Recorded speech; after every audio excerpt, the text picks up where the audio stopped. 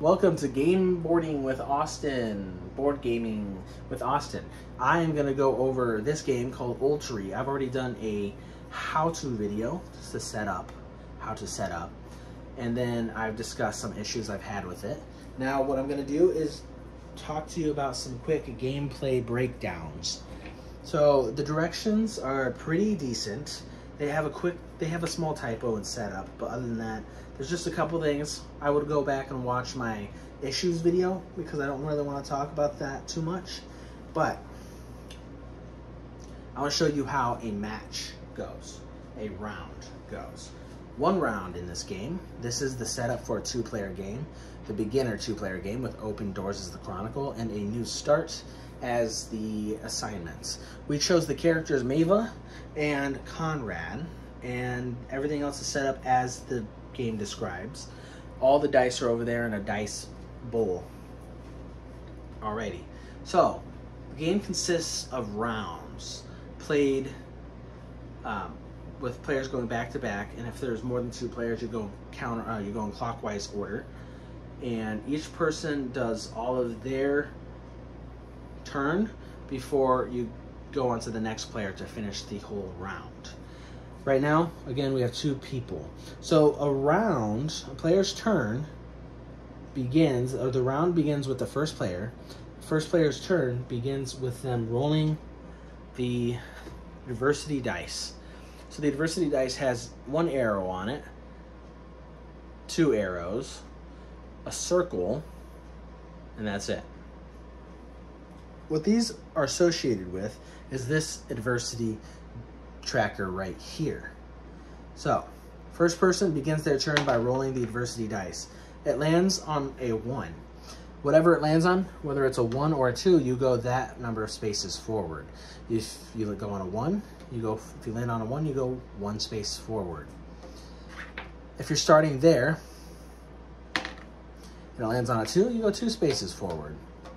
If it lands on a circle, you would generally, if you were anywhere else but the chronicle, you would redo that space. So if you were here and you landed on a circle, you would redo that space.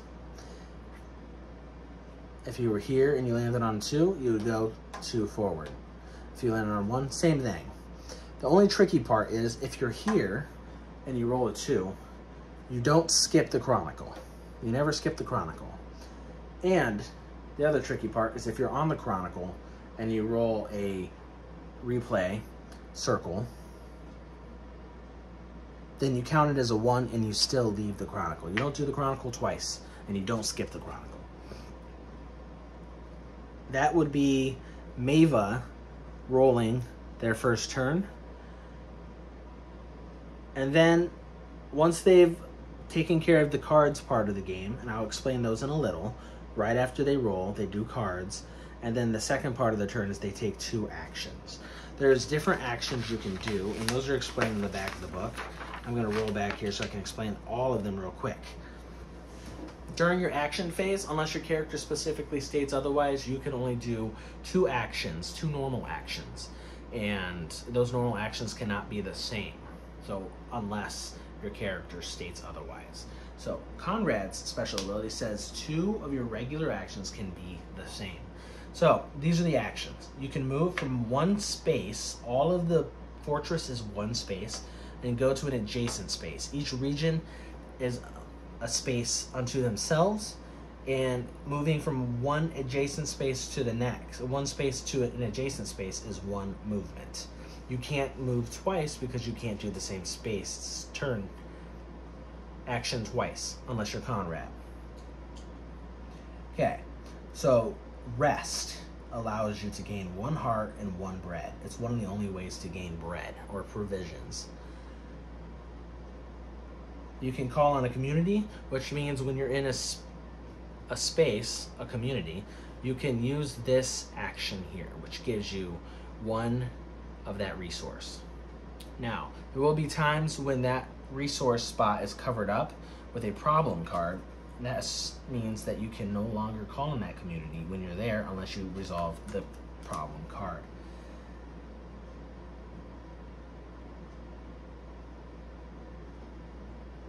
Then you have handle the problem. which is how you resolve that problem card. And there's experience and incidents, which allows you to resolve these incident cards here, which are always flipped down until you resolve the incidents. There's build a building, which you have to do while you're in the fortress.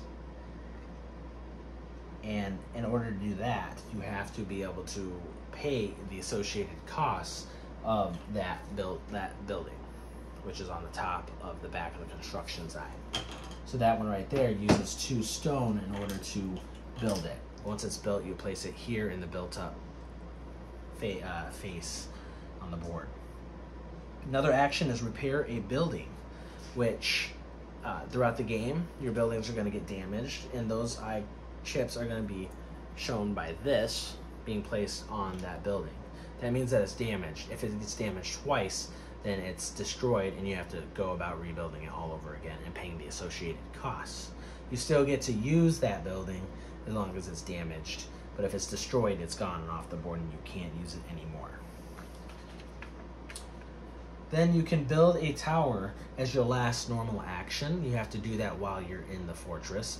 While you're in the fortress, you can build the tower by paying its associated costs as well, and those towers can be put anywhere on the 4 corners. Obviously, you're going to want to do it strategically based on what area you want to secure first. So let me bounce right back after I describe the bonus actions, immediate actions, and temporary actions. I'm going to bounce back to the cards. There's a bonus action. So you can take a bonus action, which can be the same as your regular actions for anyone, at any time during your turn. It can be before any of your actions, in the middle of your actions, or after your actions. The bonus action you get by spending 2 breads, or some incident or chronicle cards may grant you a bonus action, or some of the rangers have abilities that grant them a bonus action. So that's a bonus action, which can give you a 3rd action.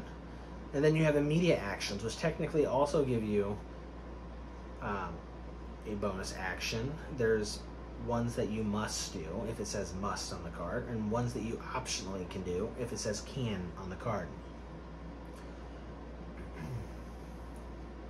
This gives you an extra immediate action based on specific chronicle cards or incident cards that allow you to do it. Then there's going to be temporary actions, which take up your regular 2 actions, but add another action for you to be able to do. What that means is, instead of your regular move and all the stuff I just explained, you now get that regular action, temporary action, as another regular action. Now those cards, on the first slot, when you're doing the chronicle, when you land on the chronicle, you have to open 1 page at a time. Every time you land on it, you flip a new page. And then you read its associated words and information. It's too many things going on to explain every page to you or what might happen, but you're going to read the card and it's going to do various things for you, or good and bad. And at the end of that book is when the game ends. It's going to give you a victory condition and a defeat condition. And something to note is that assignment over there is not necessary, not absolutely necessary, beyond any doubt, but it will definitely be one of the only ways you can beat the Chronicles.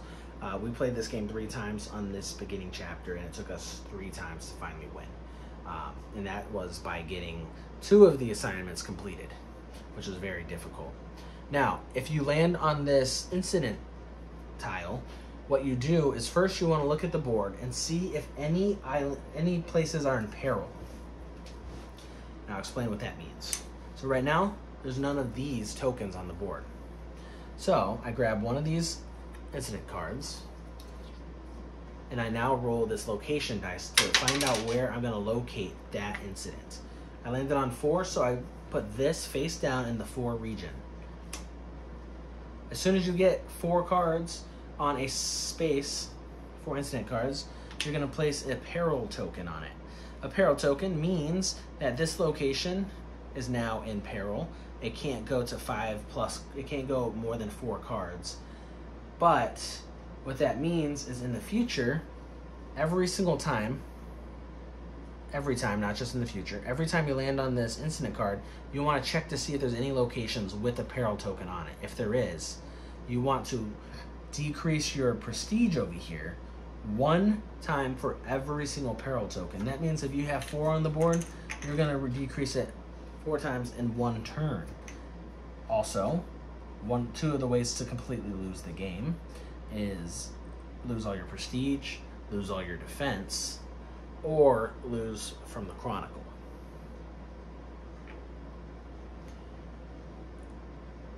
In all 3 games, none of our characters died completely, so I don't think that that's technically a way that you can lose the game, because you can just rest and get your hearts and food back. So, what these cards are, I'll explain that actually later. Now, if you land on the problems card, you're going to pull a problem card, and you can look at it right away or not, but if you land on that space, you then, again, roll the location die, and then place this face up in the community space of that region. So over here, it's going to go, and it's going to cover that community action. So no one can go over there and get prestige from landing on that space. But until the problem is taken care of. And remember, resolving a problem is an action by itself. If you land on the event space, you flip the card and you read off its actions. So this card says, a storm rages. The sky rent by flashes of white lightning. Discard 1 fire. If this cannot be done, you lose 1 defense. So if you have a fire resource in your courtyard, then you can do that. If not, you decrease your defense. Remember, resources are compatible or can be used by everyone. So you just grab that fire and get rid of it. If you roll, when the brown die, adversity die is rolled again, you loop back around and go back to Chronicle. Alright, so now let me explain these again to you. When you go to a region, you get rid of these incident cards by using your resolve incident action, and that allows you, as soon as this gets down to 3, to remove a peril token that no longer affects you every time they land on incident adversity. Now you get rid of your problem cards by doing the problem action. If the problem adversity tile row tells you to place a problem card on a slot that already has a problem card, you just go clockwise and put it on the next one. If the incident adversity tells you to place an adversity card on one that already has it, like this, then you already know, you reduce your prestige, but you also don't put another card on it. You just discard that card. But again, you want to keep track of your prestige, because that's a way to completely lose the game. We personally didn't really go here and use these abilities that much, because there's ways to exchange resources you get. You get tons of resources, but that could have been just because it was the easy mode. When you're in here, so this is the tricky part. When you're playing games, when you're picking up incidences, problems, events, it's going to have you do rules, and that's where your players come in. Your player's going to have a profession in the top left corner, that symbol. There's going to be 4 different professions in this game. There's going to be a soldier profession, a scholar profession, a traveler profession, and a craftsman profession. Every game, every time you roll, you automatically begin with 1 dice, no matter what profession you're rolling for, because they're all labeled right here. I say just look at the symbols that are right here in the middle of your fortress, and that'll tell you exactly how many dice to grab. So right now, if you were supposed to roll for a traveler profession test, then you would have 1, 2 symbols, so 2 dice to roll for the traveler profession. You roll those. Every time you roll, if you land on a blank, it means that you lost it. That was a failure. If you land on one of those, that is every every symbol that looks like that is a success. Sometimes all you need is one success. Sometimes you need 2 or 3, and it'll specifically tell you how many successes you need. Every time you land on this symbol here, that's a success symbol there, and a heart. It should be a -1, but it's saying you can spend 1 of your health to make it a success. Sometimes it's necessary, sometimes it's not necessary to do that.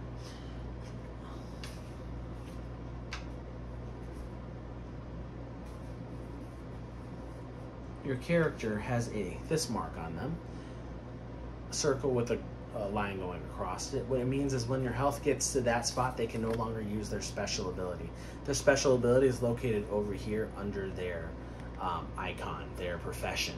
His special ability specifically says Conrad's 2 regular actions can be the same. The 2 actions he gets during his turn can be the exact same, unless his heart is on this spot or below. And that's for everyone as far as the heart spots go. Now, I got ahead of myself. That is the whole turn. You first, for your action, roll the brown dice to decide how far the adversity marker goes. 1, 2. You play the card in the spots that it goes, sometimes rolling the location dice, sometimes not. Then you want to do your 2 normal actions and determine whether you have a temporary action you can use, an immediate action you must or could use, or a bonus action that you can possibly use. Then you do your actions. Then it's the next person's turn, and when you get to the end of a round, it doesn't mean anything, because you just continue doing that over and over again. That's the game. Sorry if I missed anything. I think I covered about absolutely everything that I can cover. I'm looking over here. This is another kind of confusing part, is all these tokens, the backs of the tokens match the Chronicle. So that's how you'll know whether you need those tokens those special tokens in your game. I did forget these actually. I don't know what the white cubes do, so I can't answer that. But sometimes some of the cards will tell you to put check marks or X marks on the Chronicles. That we didn't get to yet, but you don't need that for the easy mode. But basically, there's going to be what's called threshold tests, and it's going to tell you count how many check marks you have or X's you have. And there are some cards, event cards, I believe, that have you put a check mark or X on the region saying that you can or can't leave that area. And then these are very interesting. I guess I didn't explain this card that well. The assignment card has different assignments that you need to complete. You can complete them in any order that you want, and you can complete as many or as little as you want. As soon as you complete all of the requirements of one banner, then you take this token right here and you place it on that spot. That's going to give you different bonuses again when it comes to the Chronicles, but that's how you signify that you've completed it.